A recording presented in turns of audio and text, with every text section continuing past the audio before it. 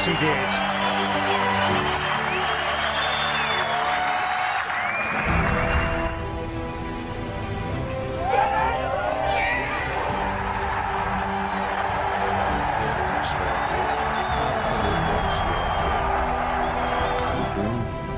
Maple leaf flag.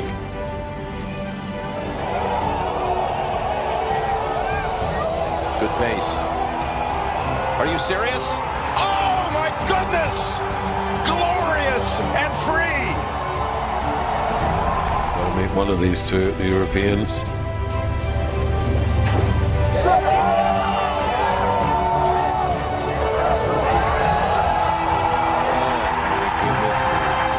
Never looked like he was getting there, but it's there, it's right in the middle.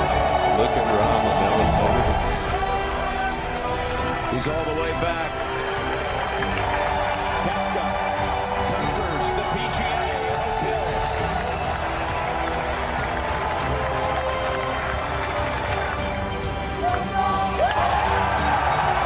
Brilliant to the end. And on Seve's birthday, Spain reigns again at Augusta, and John Ram is the Masters champion.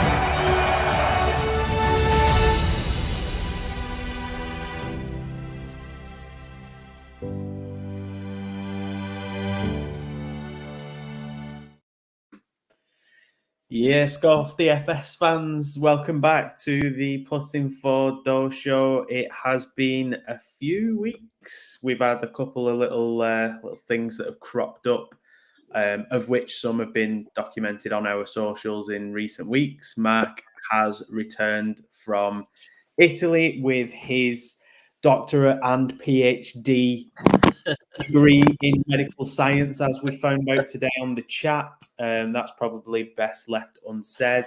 Jack is here enjoying his final boss character at the moment, where he's just doing whatever the hell he wants. But thank God he's here. That's all I'm going to say, because that was at risk. We almost lost Jack about an hour ago. But yeah, I'll leave that one with Jack. And we've I prefer not to speak. We've got the new dad. Kurt has joined us. How is fatherly life going? It's good. I flew back to Florida on Friday. I'll get back there Monday. I miss him like crazy, but he's good and healthy, eating a lot, crying and pooping, the usual. Oh yes, they do a lot of that. I can't believe it's actually been a year since we did the last Masters show last year. Like, it just flew by. Insane where that time has gone, really. Yeah. Mike, welcome back. Yeah, been good. It's been good. Yeah, I've had a good few weeks. It was nice to get away from DFS really in Italy, to be honest with you. It was like I can't play DraftKings over there. I can play Fanteam now, which is quite nice, and Bet365. So, that's a godsend when when you're a DGen and you need to play something. So, played a little bit of NBA whilst I was there. Did as well as you guys do on NBA. But yeah, profitable few weeks in golf since we've last been on the show, so that's nice. Nice. Now, this is for me, I mean, I'm an open guy, but the Masters is right there for me. 1A, 1B. I can take or leave either. I'm glued in front of that telly for the next 4 days, from Thursday to Sunday. Every shot, every putt. I want to see everything. I want to see the green jacket. I want to see the whole shebang. True golfing fan there, Nick. You are a true golf fan. We're all the same, aren't we? Yeah, true golf fans will be there. I mean, obviously, it starts later for us than it does for Kurt on the Thursday, but we'll all be there all 4 days. Won't miss a shot because we'll have the app which shows us every shot as well. Won't miss it, as a true golf fan would. Absolutely, and yeah, that's the same for you, Jack, as well. Surely, I mean, you're not missing any of the Masters this year. I prefer not to speak, Jose Marie. I will most likely be watching one day of the Masters because I have plans Thursday evening. I have plans Friday evening. Saturday I'll probably watch, and then Sunday I fly to Portugal anyway. So I will probably only be watching the Saturday, unfortunately. But I've got other plans. Let's put it that way. What are the plans? I'm going to enjoy myself. That's the plans. How are you gonna enjoy yourself? I will let you use your imagination, Kurt. I'm loving the investigative reporting by Kurt here. It's like, you know. Jack's found his inner Tiger Woods in recent weeks. He's got one too many in the hole shouts, and Jack's just enjoying life. I mean, it's a bit unfair on you, Kurt, because me and Nick know exactly what's going on because we get blow-by-blow accounts. Oh, no, like, Kurt does as well. I do Kurt stuff as Blow well. by blow, probably not the right words. Blow by blow. Yeah, exactly. Stroke by stroke. Yeah, he's Strokes came for Jack this past week. Oh, dear. Get in the hole. Plus 3. yeah, he's par 3 last week on it, Jack, or something. Anyway.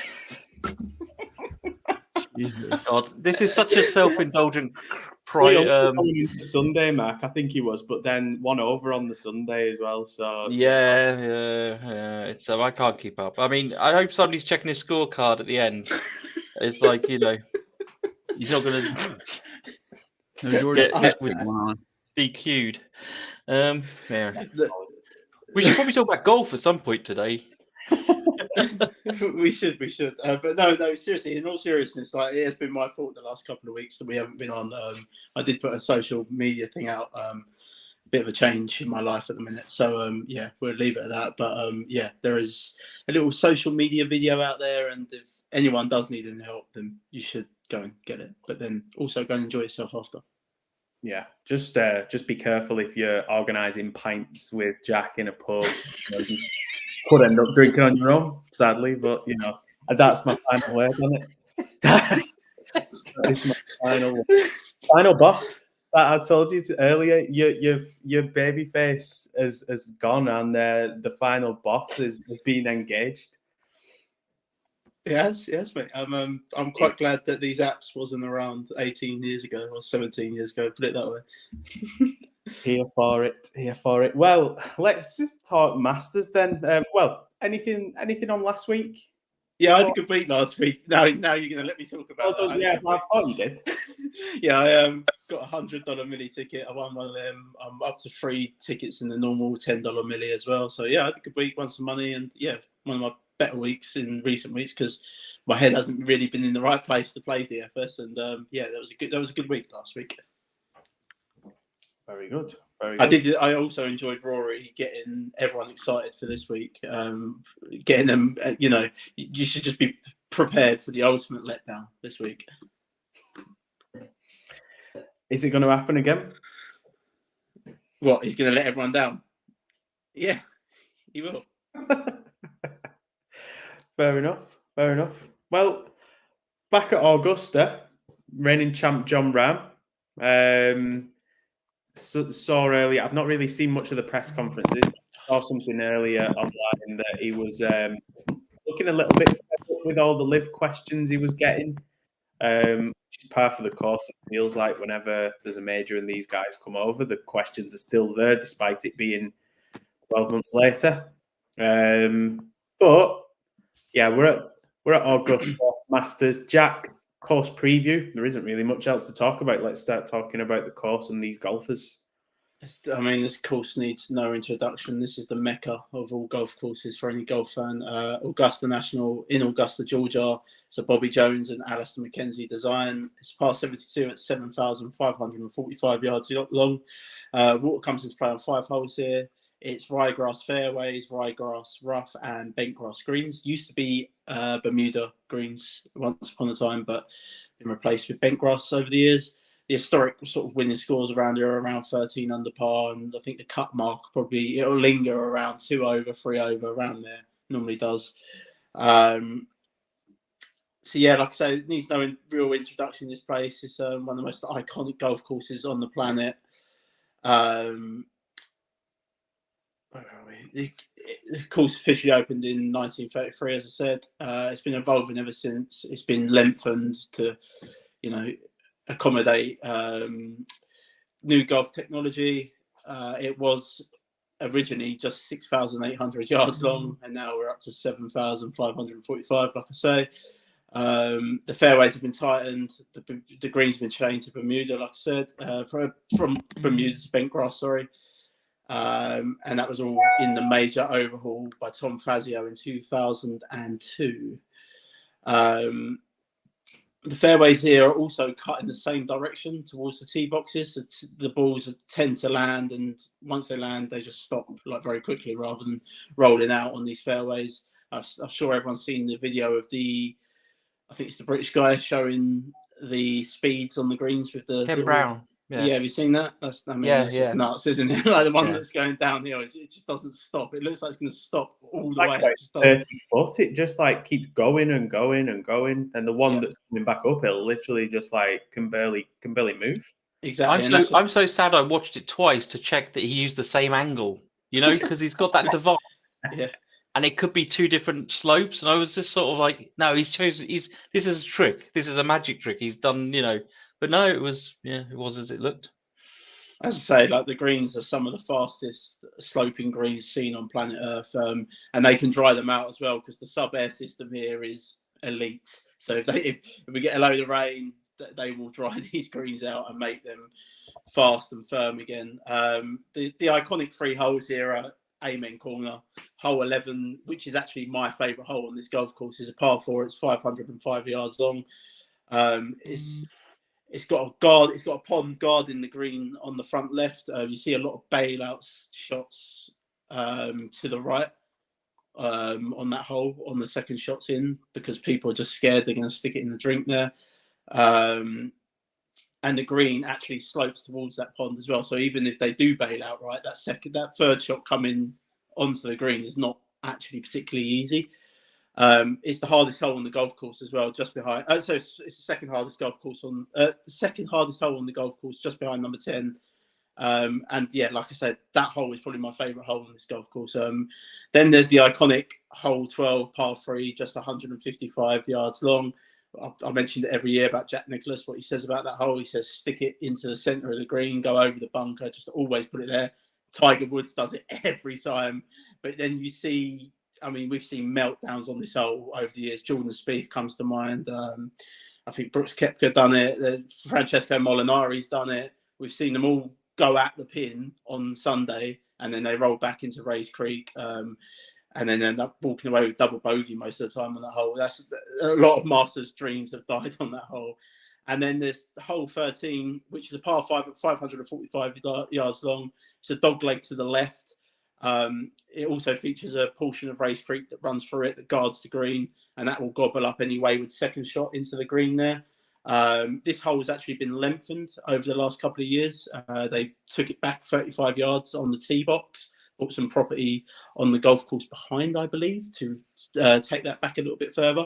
So that doesn't make that a guaranteed eagle hole anymore. It's actually a lot more challenging, that hole. You used to see guys like Bubba Watson, I remember him bombing it over the trees and then coming in with a wedge, like for his second shot on the par 5. You can't really do that now because of the length that they've added. So yeah, they're the most famous 3 holes on the golf course. It really does need no introduction. There's not a lot more I need to say about it. You need to score on the par 5s around here. You need to get away from the par 4s with pars, and then and the same with the par 3s. Really, it's a challenging golf course. It's a placement golf course. There's places that you can miss, but there's places that you do not want to miss on this golf course. Most definitely.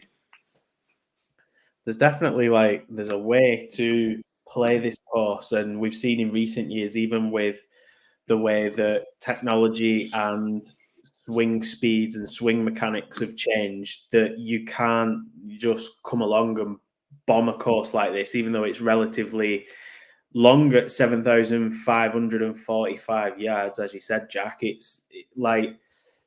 You can't just come here like Bryson did that year and thought he was just going to go around in, what was he saying? Was it like 67 or something that he said? Yeah. 67 or something like that. It's like you can't just come along and bomb it around and just expect that you'll beat the course. Like the course beats you more often than not. In terms of things that we're taking into account then, Kurt, this week in terms of your model, like course history and any kind of key stats that you're looking at when it comes to Augusta? I mean, it's just course history, Augusta. It's one of the, what is the number one? It's number one on the PGA Tour. So I mean, obviously, I don't want to play a guy who's coming in with poor form. So, I think Morikawa has decent form here, but he's just broken right now. He's cheap. If you have the balls of steel and you're a Morikawa guy, go for it. But 18th, 5th, 10th, last 3 years here, I just think that's all he had was his irons. And he can't hit him to save his life right now. So, and if you think that you come here and this is a get right spot at Augusta, I'm not so sure about that. So, yeah, course history for me, and just make sure the form isn't terrible. Obviously, I think he's broken. Tom Kim's broken. He's hurting. So just those two for me. Nothing. I mean, par 5 scoring, but it's different par 5s everywhere. So maybe use it just a tiebreaker, and then obviously they'll get the weather edge. Yeah. Anything different from you, Mark? No, I'm entirely, I've not been doing traditional models anyway this year, but I'm entirely form and history on this one. I even wrote something new for this week to see, just to take that into account, because everything's so sticky here. And like Kurt says, it's not a get right place, is it? Jack, is it the same for you, or are you a little bit more complex?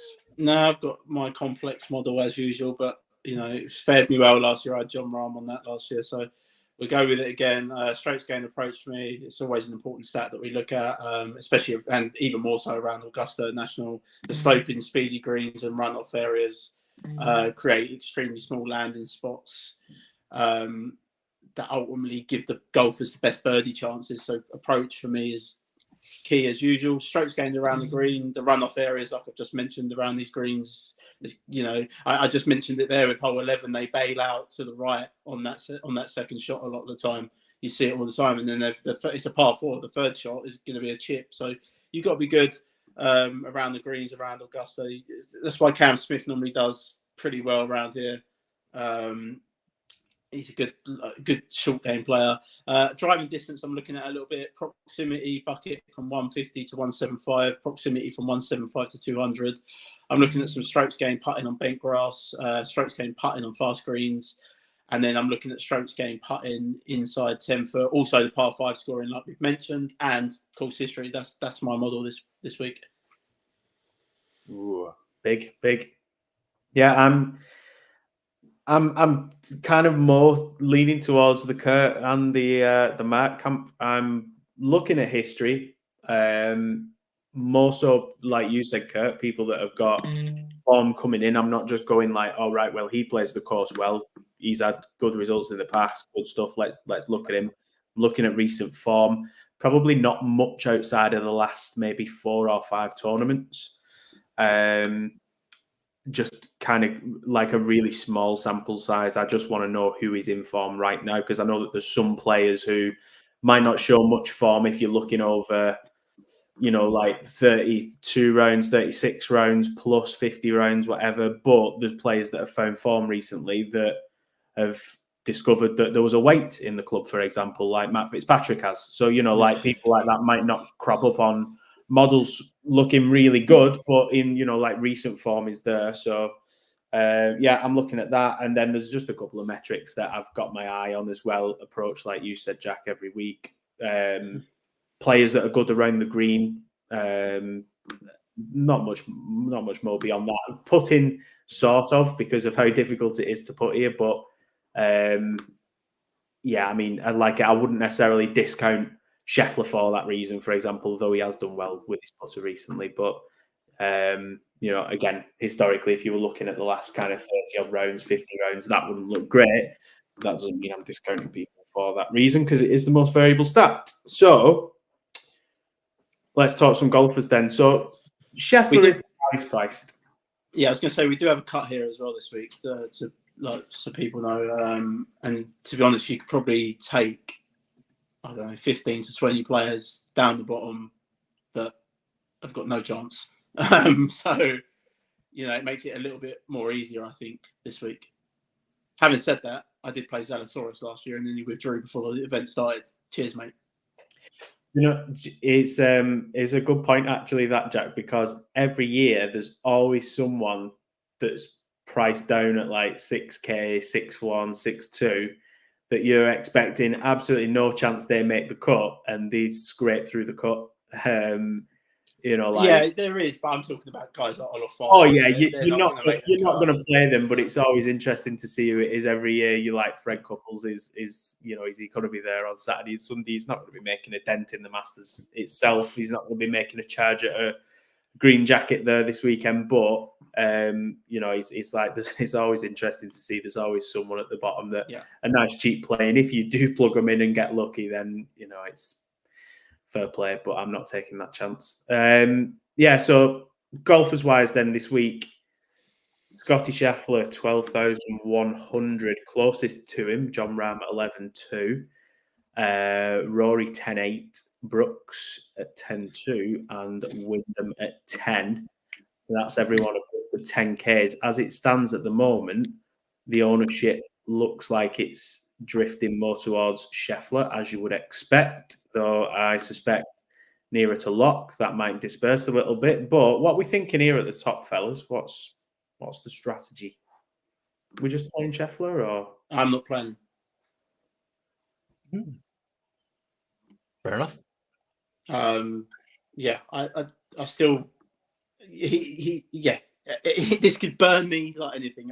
And you know, he's probably going to get a top 5 again or win. But I will play GPPs that way all the time, and I'm going to fade him. And I'm going to fade him because then that allows me to build my team however I want, pretty much. Yeah, and I'm going to be massively different to the rest of the field in GPPs. So I'm going to fade him in GPPs. And having said that, I will probably play him in cash. Mark, judging by your reaction, I think you're maybe doing differently. I'm playing him and I'm not playing him. I think at 12-1, you know, we've been talking quite a lot recently about the the pricing and everything on this, and there's no 5k range this week. So, but actually, still with him only being 12-1, I think he can fit him in lots of lineups and stuff. I think especially with that low sevens being quite tasty and stuff, some pretty good plays down there. If I had a single entry, I wouldn't into a GPP. I wouldn't be playing him. But as I've got a few tickets and stuff, I actually am going to play him. The question for me here really is Brooks Koepka. He's the one I'm playing. Yeah, not great form, but I mean, you know, his projected ownership is really looking pretty low considering it's Brooks Koepka. And I heard a really great point on a podcast this morning about the fact that this is the second year he's come to the Masters as a live guy. So, you know, his routine, all the live guys last year who came, their routine would have been different to the previous years, etc. Because they haven't got the build-up that they can have where they could play every week and all these sorts of things and stuff. And whereas this year, you know, he's already done it once as of all the live guys, and they may be a little bit more prepared and ready and stuff and all this. So I just think, you know, Major Brooks at that sort of ownership, I think is a really good GPP option. I'm playing him. I don't really care about his form coming in. He's one of the players that I like. There's nothing there. I honestly don't care about it because he just shows up at majors. And there is I don't know. I'm going to look into this a little bit more, but there is a rumor that he's changed his putter to the mallet putter that Scotty Scheffler's using. I'm just going to play him. He was second. Like, he should have won last year. Let's be honest. Like, I know Rahm hunted him down a bit, but there was a lot of factors that went into that. Cantlay slow play for one. So he should have won last year. If he's going to come in at low ownership, give me the player that. I just don't think he's scared of Scotty Scheffler. Put it that way. If them two were in the final pairing on Sunday, I honestly do not think Major Brooks is scared of him. Agreed. Where did he come last week in Live? Anyone know? Because I've only got 45th. Oh, was he? Wow. Yes. Wow. I like that even more though. He's never going to show an enemy stat model either. No. because he's a live guy. So Kurt, for you? So I think if you're just like entering the Millie Maker with just one team or something like that, because I'm doing like 50 lineups, so I will be a little bit underweight on Scotty. I think they have him at 30%. I'll probably try to have like 20% my GPPs. But if you have like 1 or 2 tickets to the $10, I'd probably just fade him. I would take that route. And single entry, high dollar single entry, I'll play him. And cash, I'll play him, kind of like these guys said. But I'm scared about the baby thing. Like him and Burns said that they'll lead the Masters if one of their wives go into labor. So that's another sketchy factor. Like the fact that you have a chance of a guy not even finishing is a little bit worrisome, which is why I want to be. That's the first time I've heard of that. So yeah, him and Burns said if either of the wives go into labor, and as someone who just had a baby come like a full like month and a half early, it's a little sketchy. So I'll let Roy beat me. If Roy beats me, cool. I'll have some showdown hedge with him. I don't know what to do really with Rom. I think I'm just going to let him beat me. It's scary as hell. Like the dude's just going to kill it. He's just going to take advantage of the par fives.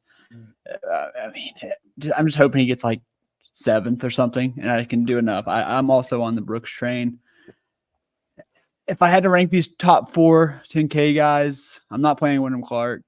Let me get Brooks for GPPs. Brooks, Scotty, Rom, Rory. I'm definitely not playing Roy. I might dabble with Rom just because he's coming in only 15%. I agree with your rankings there. That's how I would do it. I'm not playing Wyndham either. I mean, he's coming in with a bit of an injury, isn't he? Here's the big question, and I'm sure a lot of people ask this. Do you think the winner will definitely have one of these 10K guys and above? Will the winner definitely have this come Sunday? One of these guys? not definitely. Oh, but you have to. What would you put the percentage at then? I would say 65% it does. Yeah. No, I really do think Brooks is going to win this. So you're based not on that. No, I went all in last year with Rahm. I thought Rahm was going to win it. He did. I normally have a good feel for the Masters. I've done it over the years. I've had Bubba Watson 66-1 tickets on Bubba Watson over the years and things like that. I just have a feel for players coming in. I don't really care about Brooks's form. Like I say, he's the one player on planet Earth that I don't care if he's played terrible everywhere else, because I know when he turns up at a major, he puts his game face on. Was it 2021, the mid-tier build, like went nuts, like Hideki, Patrick Reed, Connors, the mid-tier. So I mean, that gives the life to some of the mid-tier, and it's loaded. So like, I will make sure I do have a couple of ones that don't include this, but very good chance that one of the killers up top do it. I just wanted to make a little case for Rory McIlroy, because I finally caught up with. He was on the overlap like a few months ago. I doubt Kurt would even know what the overlap is, but Nick and Jack, I don't know if you saw it and stuff, but Rory was on that, and he said him and his stats guys had done all the analysis, and his best form of the year is like from April to June, and so they've rejigged his schedule this year so it could be from March to May. Now, so he's doing something different this year coming into the Masters than he's done in all the previous years. I'm not saying that's going to help him win it, but he's doing something different. I tell you what you should do. You should fire his caddy and go and get Bones. Is he really working with Butch Harmon? Rory?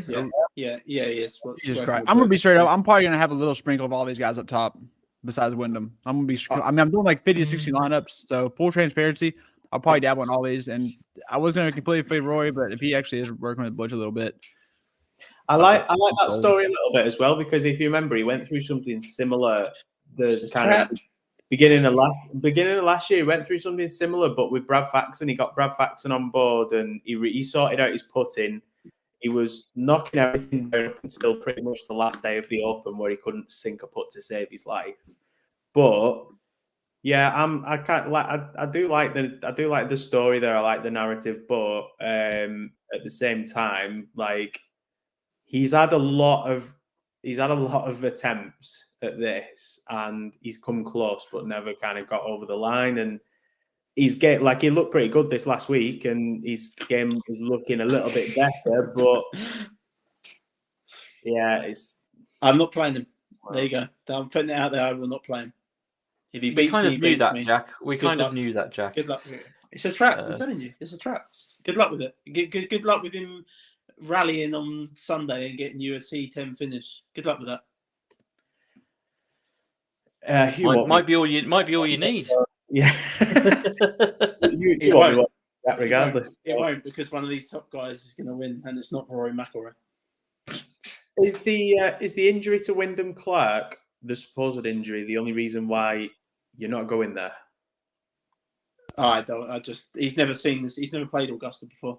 I just think you have to have this. I mean, I can't remember the last rookie that won here. It was like 1970. You have to have some sort of history on this golf course. So yeah, he's a no for me, just for that reason. I feel like the ceiling for him is like a T10. Yeah. And if I'm paying 10K or more, I need these guys' ceilings to be win. Yeah. You know, if he goes out and wins, holy shit. But I think a ninth finish in his first Masters appearance, I think he'll be very happy with that. Like, I see what's loads in this 9K range. I love. Yeah, the ownership kind of like that's low ownership for Joaquin Niemann, who's playing the golf that he is. Yeah. Projected this week. That's crazy. Agreed. I love Niemann. I love Xander. I think Xander can make a good run at this. He's got good course history around here as well. T10 last year, missed the cut in 2022, but T3 in 2021. He was T2 in 2019 as well. So yeah, Xander hasn't. I mean, the last cut he missed was at the Masters in 2022. So I really like Xander. I don't know how popular he's getting at the minute, but he's certainly going to be in a few of my builds. I'm with Kurt. I love Niemann. I've just seen Victor Hovland's gone back to his old coach, the guy that sorted out his short game last time. So that may be of some interest to me now, because Hovland has decent history around here as well, doesn't he? T7 last year. He's made the cut every time he's played here, Hovland. So he's someone I might take a look at. He's number one as well in par four scoring.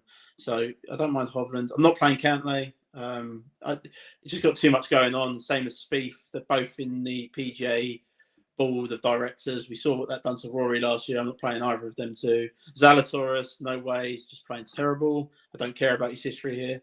I'm not playing him at all. Aberg, again, same as Wyndham Clark. Never seen the place. Course should suit him really well, but I'm going to have to see it with him, I think, to play him. Love Matsuyama. Fantastic course history around here. Previous winner, playing great golf, but coming in with a Q tag at the minute. That's my fault. There's a lot in that 9K range I like. I think if you're not going with one of the guys at the top, I know, like you just said, Kurt, could the optimal lineup be one that doesn't have one of them guys that's 10K plus? I think if you don't have that, I think you're going to see a lineup that's got at least 2 or 3 of these 9Ks in, especially with the ownership being as low as it is as well. I'm probably going to start a lot of my builds Brooks, Xander, or Brooks and Niemann. That's going to be a lot of my builds I'll start this week. I just can't get over that ownership on Niemann. I know it's not accurate at the moment, but sub 10 at the moment, sub 10. That's just like this is someone who's been literally playing probably top 3 golf in the world in the first. He's improved his position here. I mean, each year he's getting better here. It's going to be his 4th year.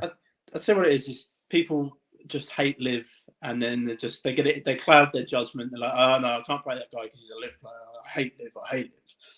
Whereas his odds are shrinking too. Yeah, I've bet him. I bet him anyway. But like all of us lot in here, all we care about is winning money. So I don't care what tour he's playing on. He's playing some of the best golf in the world. And I only care about one thing. So I'm going to play Niemann quite a lot this week, especially if he comes in at low ownership. I got a gross play. In large field GPPs, I'm playing Zalatoris. I mean, I get it, but I mean, he's had two bad tournaments before that. 4th, 2nd, 13th. Yeah, it was a 6th and a 2nd here before the withdrawal. Like, I mean, if he's good, if he's healthy, and like if he has any amount of rhythm, this dude's he's gonna bring his swagger ass and fucking get another top 10. I mean, I'll bet him to miss the cut. There we go. If you can just overlook those last 2 tournaments, just in context, okay, just overlook the last 2 tournaments. Let's forget he had a withdrawal. He can't help getting hurt. 6th in 2022, 2nd in 2021. Obviously, it's different. He was awesome then. But just this year, a 4th and a 2nd before those 2 last shitty events. And then a 13th. I mean, he's going to be negative owned. Like, literally negative owned. And if you're doing a $10, that's how you win these million makers. If you have one, you're going against a bunch of 150 maxers. That's how you win. You play guys like Clitoris. I feel more confident playing someone like Zalatoris or Clitoris, as you've just called him. I don't know a thing or two about playing with the Clitoris, honestly. I love Becky here. Jack can tell us a few things about that, can't you, Jack? Surely. Yeah, I could, mate. I could, but we're not this. We're a PG podcast, mate. So. I mean, Hideki is just beautiful. Just looking at it, like. I'm probably more confident playing Zalatoris than I am playing Hovland this week. Simply because I would take the chance on Hovland. Yeah, but what have we seen from Hovland this year? I know, but he's gone back to the coach that he had before. So here's my thing, Jack, is why the fuck did he ever leave him? He was honestly playing the best. He was literally the best golfer in the world. So why did he ever leave that guy? Is he an idiot? I don't know. But he's gone back now. I need you to ask him. I don't speak Norwegian. These guys, they change stuff when they're playing good. It's like, use your fucking brain. Yeah, I know. People do. Golfers, yeah, but all golfers do that. Look at all the best golfers in the world have done that over the years. Tiger Woods has changed his swing, and you're like, you've just won like. Tiger has to be a bodybuilder. Like, you fucking moron. Yeah. And it's the same. Luke Donald got to #1 in the world. It was like, oh yeah, I'm going to change my swing now. He changed his swing, and he just never recovered from it. It's like their thinking is like they have to keep improving. They have to evolve their game because the game's going to evolve. Well, why don't you wait until you start sucking first? How about that? Wait until the game catches up to you, and then you can start changing shit. Like, just buffoons. Oh dear. They need to start hiring you for some consultancy here, Kurt. Like, just charge him a load of money to say, just stay as you are. Psychologist Kurt. Yeah. It worked for Wyndham Clark. Get me in there. But not this week. The 8s are looking pretty balanced as well, ownership-wise. There's a few in there that like coming out low again. DeChambeau coming out low. He's never really got to grips with this course, but played some decent golf over the last few months. Sam Burns, like you said, coming in with a questionable, his wife could pop or his missus could pop. Yeah, I didn't know that, but now I do. I'll probably be shying away from Sam Burns. Justin Thomas at 8-7 down here, but he's again up and down this year. Cameron Young, Jack, I know you're a big Cameron Young fan. I'm playing, he's my favourite player in the 8K range this week, Cam Young. T7 here last year, ranked 4th in strokes gained approach over the last 24 rounds, which I'd like to see. He probably should have won at the Valspar. He just done scam young things, and he had the meltdown. But he's one of these players that we've seen over the last couple of years who turns up in the majors, has very good major finishes, good open finishes over the years. So I like him. He actually ranks 4th in my model overall this week, Cameron Young. So big driver as well. Lots to like for me with Cam Young. I'm just going to play him. He's green across the board for me as well in all the stats. Shane Lowry, Matt Fitzpatrick, almost like mirroring ownership at the moment, and very similar course history between them both. Very similar results recently. Shane Lowry, Matt Fitzpatrick. Could we see one of these win the Masters this week? Not for me, but I think I'll play Shane Lowry in cash. I think he's going to get very popular. I've seen him get steamed up in the betting. I couldn't bet the number he got to in the end. I'd rather just bet Cam Young because I think Cam Young could win the Masters. I know Shane Lowry's got decent history around here, but he's purely going to be a cash play for me. Yeah, Shane Lowry's finishes around the T16, T3, T21, T25. So it's clearly a golf course he likes, but I'm just going to fade him in GPPs. But I'll have a sprinkle of him in cash, I think. No interest in Fitzpatrick for me. None at all? No. I have some thoughts on this range, but Mark, you want to go ahead and talk about who you want before I go on a little rant? I just I haven't got a strong view anywhere on anybody in this 8K range at the moment, to be perfectly honest. I was like a few weeks ago, I was going to be purely, just lumping on the Finau train, but then he's been a bit up and down the last couple of weeks and stuff. And but again, I don't like his ownership. So I'm thinking this is going to be a bit different because I think most of us here will be playing the $10 Millie Maker. There's way too many people in it and stuff. You've got to be very different. You've got to play slightly differently to as you would do normally.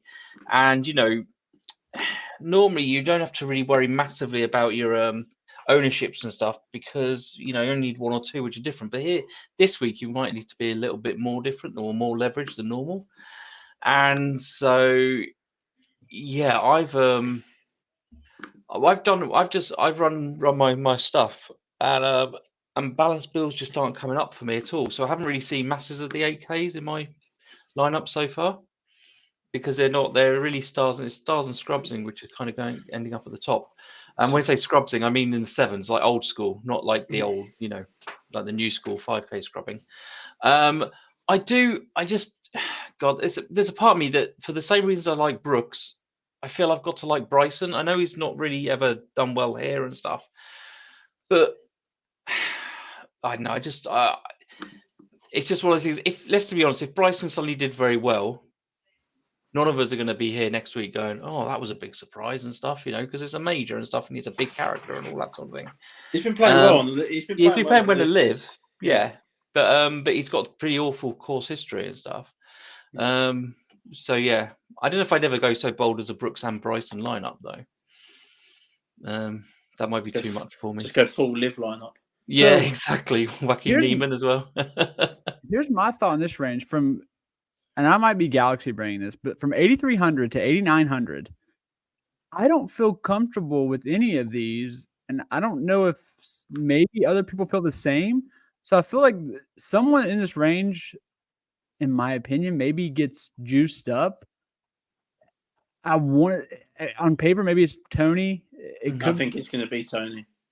See, I think it's going to be Cameron Young, even though he hasn't won a tournament on the PGA Tour yet. And maybe I could be wrong. It could be honestly just even. But for some reason in my head, I'm Galaxy bringing. I think that someone's going to get juiced up here because I don't want to play. And maybe it's just me. I don't want to play Cameron Smith. I don't want to play Justin Johnson. I really don't want to play Thomas. I'm okay with Finau. I'm okay with Young. I don't want to play Morikawa. I don't want to play Homa. So maybe what Mark said, you just kind of don't play this range. It's a way to get different though, this range. And It is. I say Cam Young is my favourite, but if he gets steamed up, then I will be off of him because when he gets steamed up, it never goes right. Yeah, DJ's been bad to me in majors. I mean, even he had an awesome start in PGA last year. I was like, oh my God, I got low on DJ's about to crush, and he just freaking mailed it in. Like I don't think he really cares anymore. He sends up to these things. And then Cameron Smith, yeah. It's the putter with him, though, isn't it? I'm not taking it, but if he comes out and does well, I like him so much as a golfer that I'll be like, okay, I'll sacrifice some bucks. I'm happy to see him do well, but I just don't think he's going to. Tony's just such a meh play. Like I think he can be like the most underwhelming guy in the winning lineup, though. So there's that. If anyone cares for that, Justin Thomas is an enigma like everyone else in this range. So I want to buy in on Cameron Young. I do, but God, I feel like he's just going to miss the cut like a scumbag. I mean, you're going to come in tilting on Friday night that, Cameron Young missed the cut again because he 3-putted like 500 times. Well, I won't be tilting anything, but yeah. Oh my God. But yes, that's my thought on this range. It's great to take shots. If you have conviction on one of these dudes, like Dustin, Justin, Cameron Smith, and you're in the Millie Maker, don't listen to anyone. Don't even listen to me. Like fire away. Because these guys aren't going to be, they're going to be low owned. They're going to be like sub 15%, sub 14. Definitely. But the thing about the Max Homer thing I find interesting because he's really low. There wasn't a while ago where he was almost like an automatic play. He's not in terrible form either. And, he hasn't had great results the last 2 years, 48th, 43rd, but he's got slightly better at the Masters the last 2 years and stuff. And there's a trend there of people who do well and stuff. And you don't necessarily need him to win. at this price either and stuff. Just has the T5 and stuff. And so I think it's like you say. I think you're right, because there's definitely opportunities in this range. Especially say if you're playing the 450,000 people in a milli maker and you're playing against 150. I'm imagining as well that this will be a 150. Quite a lot of 150 entries will be in because it's only $10. Yeah. Which is normally these big ones are a little bit more expensive than that. So I think it will attract more of that, and so you're gonna get more crazy lineups and stuff, and more chance to dupe as well.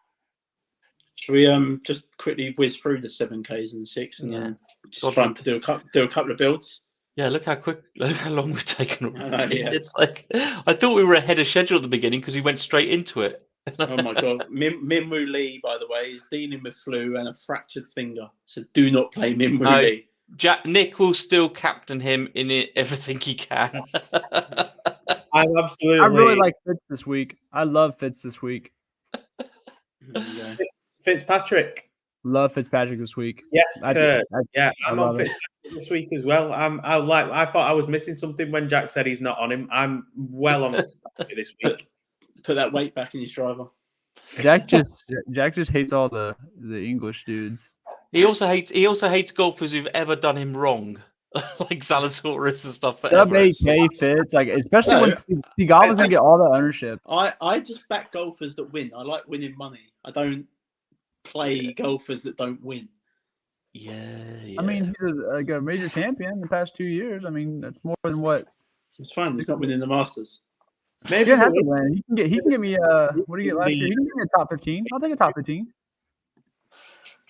Maybe there is truth there in it, because since he's discovered this weight, he has played better. So, and like you said, he's got in the locker, major champion, good history. And the ownership isn't reflecting that. Like, he's got 2 top 15s here the last 2 years, and he's as far as the last 2 tournaments this year, a 10th and a 5th.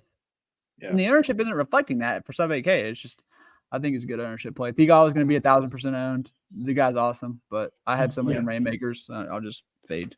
Of the two that are there as well, like him and Lowry, pretty much identical ownership at the moment. I probably trust Fitzpatrick's putter a little bit more than I trust Shane Lowry's. I like you mentioned that. So Theegala and Lowry getting steamed up so much, another reason why Fitz is just going to be squeezed. You can kind of see what's happening, though, and we'll get to it in a sec when we do the build, but you can see that people are probably jamming in Scheffler and another top guy or another high 9K guy, finding themselves maybe in the low 7s and then creeping the way up to Shane Lowry and Fitzpatrick. Like, we'll end up doing a build shortly, but when you look at the ownership in the, like some of the 7s, like Theegala, Fleetwood, Patrick Reed for some reason just under 10%. Russell Henley's, no doubt Adam Scott's ownership will start creeping up. Siwoo Kim. Like the ownerships there are like, you can see that's kind of the points where people are finding themselves. Corey Connors. Nick, I think all these people are starting off with Scheffler and Denny McCarthy at 6-2. I think that's what they're doing. Oh, Denny McCarthy's ownership is just... I think he's 6-2, isn't he? I'm not playing Denny McCarthy. You can. But I think that's what people will do. They'll do Scotty and Denny, and then they end up there in the middle. Benny Hand's another one. Yeah. I think so. I think that's how people are going to do that. Start their builds. In the 7K range, I like. Well, obviously, Kurt's mentioned Fagada. He'll be a cash play for me. I like Fagada. I play him in Showdown. He's someone I love to attack in Showdown.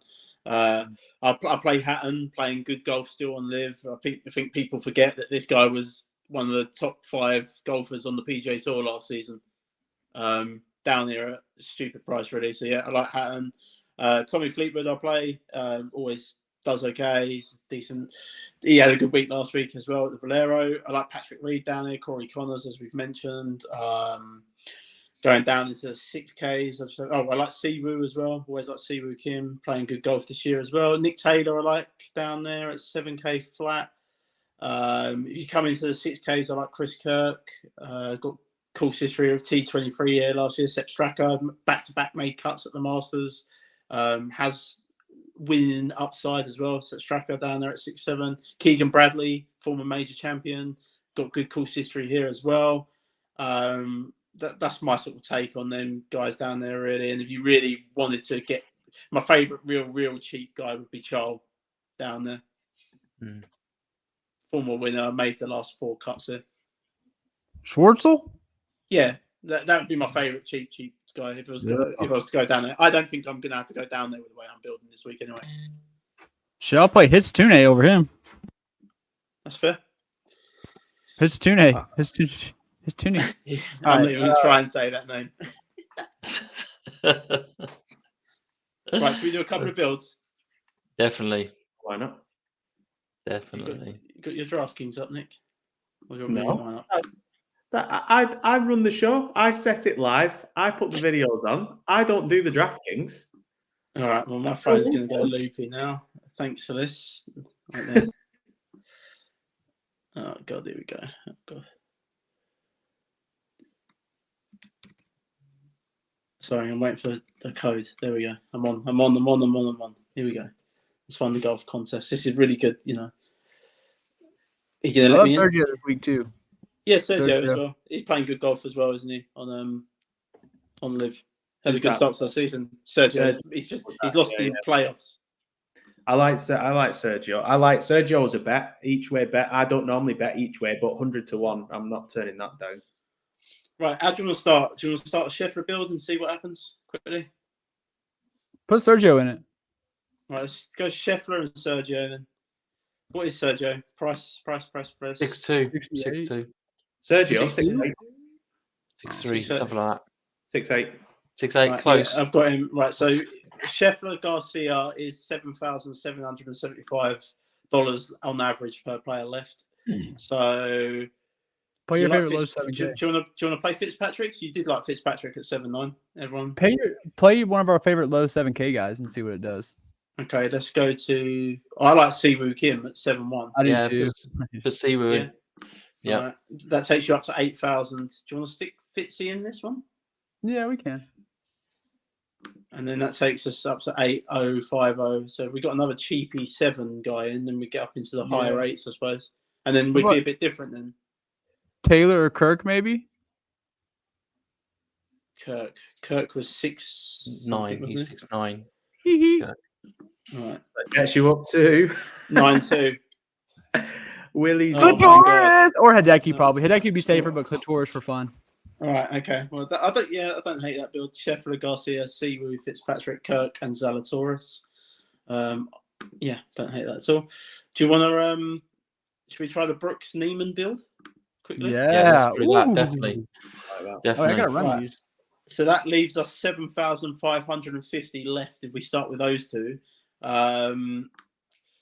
Let's get down into that 6K range again, I suppose. Mind you, we don't even have to. Don't have to that. No, we don't. We could. You know, you got. What about Harris English at 7? I know he missed the cut last week, but played well this year. Played here before. I really do like Corey Connors. He's got very good history here, and he's not missed a cut all season. Corey Connors. Put him in. Right, let's stick him in this lineup 7-5, and you want to put English in this. I was just saying we've not really mentioned his name, but 7K for. He's not someone I particularly like, but you don't need to put him in. But I'm just thinking if we want to creep up, that's all. I mean, you could throw Sergio back in if you want. Let's do. You know what would be unique is no one's really. Maybe not. I just feel like in these lineups, no one's going to play the 6K guys because they don't have Scheffler. They feel like there's no need. Yeah. I think we should get one of the lower 6K guys in. Well, I like Charles. Put Schwartzel in then. Put Schwartzel in. And then he ends up in a lot of my lineups on my. That takes us up to 8-2. So we're near Bryson and around there. We've got 2. We could stick Scam in if you want at 8-5, and then that takes us back to 7-9. We get Fitzpatrick again. Or Thigala. What about put Thigala in there? Yeah, we'll get Thigala, and maybe then we could upgrade Charles if you want. We could upgrade. We get up to 6-5 if we do that. I don't think it's an upgrade though, is there down there? Well, I don't think it's particularly. I like Grillo. Always like Grillo. He's Barong's a big guy. Has he played here before? Yeah, he's never. Yeah, He played last year, I think. He missed the cut last year. Yeah, he played. He started well the first day, but then he tailed off a little bit. I tell you what, if you want the real GPP option, is Kitayama down there because he can. Kitayama. I like Woodland. I like Bubba again. I think Austin Eckrod's sneaky too. Eckrod's not. I mean, 4 beyond Ollison's got very good history. He's made the cut every time he's played it. 4 beyond. Yeah. Coming off a decent finish, he kind of screwed me over the weekend, but bombs the ball as well, doesn't he? So maybe the 6K range. I mean, obviously you don't want to like literally these guys, but like having a lineup you like and then just rotating some of these guys like Moronk, Olison, Kitayama, Bubba, Woodland. I think that's kind of sneaky. Yeah, let's stick Olison in it. So we got Brooks, Neiman, Connors, Olison, Cam Young, and Fagala. I don't hate that lineup. I actually quite like that lineup. I mean, you got win equity. I mean, legit win equity from Thigala, Young, Neiman, and Brooks, and even Connors to get top 10 equity too. Yeah, just have Olsen make the cut and get top 30. Exactly, I like that lineup. Anyone want to do another one quickly? The straight up mid tier, like where like your top guy is. Let's say you want to try and do the balance build then. So you want to get top guy Xander maybe. Yeah, Xander. And do you want to stick Zhao in this one? Matsuyama. Right, Matsuyama. That leaves you. That saves you 7-7. Terrell Hatton. Yeah, Hatton. I like Hatton quite a bit this week. Patrick Reed. P. Reed. Yeah. Where is he? There he is. 7-4. That leaves us with $8,050 left per player. So you could go Lowry and Lowry Fitz. Yeah. I don't hate that lineup at all. Wait, who is it? Lowry Fitz? Yeah, that's straight. God, that's the cuck lineup, but I'm running it. I mean, I'm pretty sure. No, so this build, guys, this build won in 2021. This build like this won, and it had Matsuyama, it had Reed, it had Connors instead. But so that was the result. So like the best finish from one of the top guys in 2021. I don't know the prices back then. I'm sure Roy was expensive. Rom was probably expensive, but Roy missed a cut. Rom got 5th. So, like I said, I can't remember who the top guys were, but like this was the build that won it in 2021. So just for context. Yeah, I don't hate the lineup. There's win equity there. Like Schauffele could win. Matsuyama could win. I don't think Hatton can win around here. He doesn't particularly like Augusta, does he? P. Reed, we've seen win around here. So Fitzy can win for sure. But Fleetwood and Hatton are like interchangeable for me this week. Yeah, I mean, you could go off if you wanted to. You could take Hatton out of that lineup and put Connors in. Or it takes you back to 7-8. So you could go Harmon, Day. I'm not playing Jason Day because he's playing with Tiger. I'll play Sungjae though. Fagala, Sungjae, yeah. Fleetwood, Connors. I'm not playing Tom Kim either. I'm not playing Ricky, not playing Minwoo, not playing Tom Kim. No. I'm not playing Adam Scott. He's not looking great right now. Agreed. No, it's good. Enjoyed that. Yeah. Boom, boom, boom. I'm not playing Phil. No, I'm not playing Phil either. Are you purely off day because he's paired with Tiger? Yeah, I'm not playing Day. Anyone that plays, it's the same with Homer's paired with him as well. I'm not playing either of them too. Holmes talks about how he gets nervous when he plays with guys like that too, didn't he? Or I'm pretty sure it's Tiger specifically. At least Homer has he's used to it now. But like I think he mentioned the first time I played with Tiger, it was the Open, wasn't it? Yeah, he played with him in one of the majors. He said he was like shell shocked. Yeah. Yeah. So I mean, it's just mental. The group, like the people that follow that now. So yeah, I full fade it all the time. God, I would normally agree, but I don't think Jason Day is a bit of a rock star. I think he loves that. So I still wouldn't be off Day for that reason. There's a lot of golfers I wouldn't be on, but Jason Day is probably on a short list of post-it note golfers that I would say he's like he could play to a crowd like that. Last note I want to say on the show. The winner will have at least one of Reed, Connors, Fleetwood, Hatton. The winner will be on one of those, especially at that ownership. One of those guys will be on the optimal. Reed, Connors, Hatton, Fleetwood. One of those fuckers will be on the winner.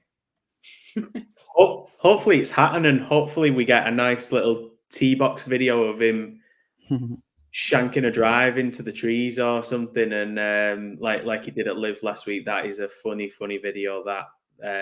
Just all-time Tyrrell Hatton rant on the tee. Love it. Any plugs? Because we've not done any plugs tonight, Jack. Any plugs? Let us contact. Got time this week for them. What's going on? The trackers is up to date as it can be on Fantasy National, so head over there to Fantasy National to see the season-long tracker.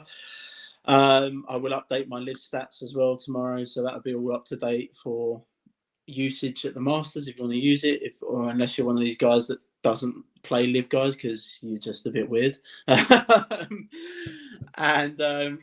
first look article will come out yesterday, and I will have my core article and weather updates and all that good stuff tomorrow as well. So can't wait. Good to be back, and I'm looking forward to the next couple of weeks. RBC Heritage next week as well. I love that tournament. It's Match Fitzpatrick tournament, baby. It is indeed. Excellent. Mark, anything from you? No, it's fine. I'm just impressed Jack has the time. And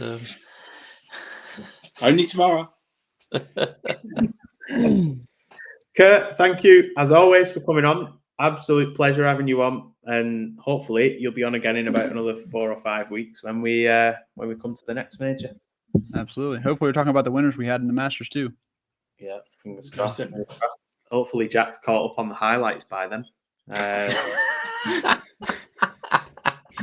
I'm signing off with that. See you next Tuesday. Good luck.